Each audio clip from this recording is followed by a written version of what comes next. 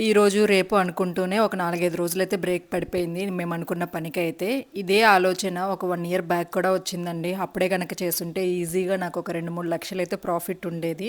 అదే గోల్డ్ గురించి మాట్లాడుతున్నాను. లాస్ట్ ఇయర్ కూడా అనుకున్నాం మేము గోల్డ్ బ్యాంక్‌లో పెట్టి కొనుక్కుందాము అని చెప్పి. బట్ ఈరోజు రేపు అనుకుంటానే ఇయర్స్ గడిచిపోయాయి.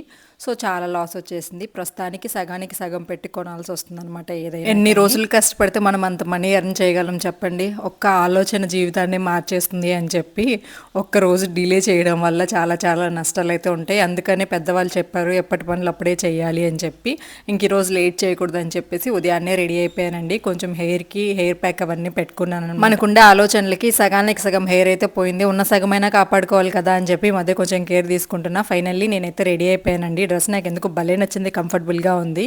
నేను ఈ డ్రెస్ని మింత్రాలో తీసుకున్నా. ట్యాగ్ చేస్తాను, కావాలనుకున్న వాళ్ళు తీసుకోవచ్చు. ఇంకైతే నేను స్టార్ట్ అయిపోయాము. ఇంకా నేను కూడా వెళ్తానమాట. ఎందుకంటే నా నేమ్ మీదనే గోల్డ్ పెట్టి తెచ్చుకోవాలనుకుంటున్నాం. ఆత్మకూరుకి వెళ్లకుండా నెల్లూరులోనే పెట్టుకుంటున్నామండి.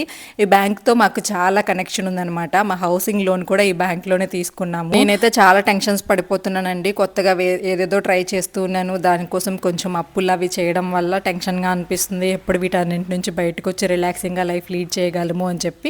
బట్ ఒక అడుగు ముందుకు వేయాలి, తప్పదు లైఫ్ అన్నాక. మంచి మంచి వీడియోస్ వస్తున్నాయి. మీరైతే వీడియోని లైక్ చేయొచ్చు కదండి.